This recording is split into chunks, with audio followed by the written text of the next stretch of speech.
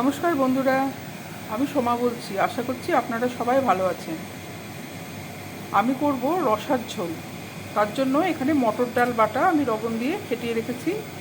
লাগবে সব রকমের সবজি আমি কেটে রেখেছি। আর লাগবে কালো জিরে, জিরে, আদা বাটা, আর লঙ্কার গুঁড়ো, লবণ, হলুদ, চিনি এগুলো লাগবে। তেলটা গরম হয়ে গেছে, এবার আমি বড়াগুলো ভেজে নেব।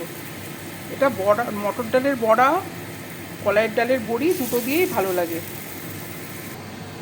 আমার বড়াগুলো ভাজা হয়ে গেছে। তেলে 5 ফোড়ন,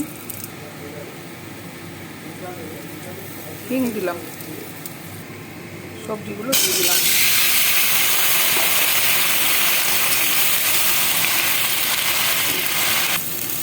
লবণ, হলুদ, চিনি দিলাম। একটু মশলাটা একটু হলুদ নুন দিয়ে সবজিটা একটু ভেজে নেব। ভাজা হয়ে গেছে, মশলা বাটাটা দিয়ে দিলাম, লঙ্কার গুঁড়ো দিলাম,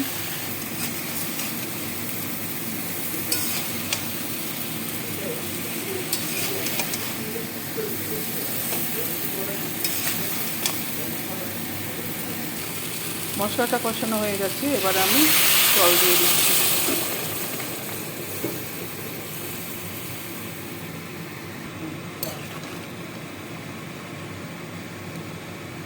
জলটা ফুটছে, এই সময় আমি ভিন্ডিটা দিয়ে দিলাম। জলটা ফুটছে, বড়াগুলো সব দিয়ে দিচ্ছি।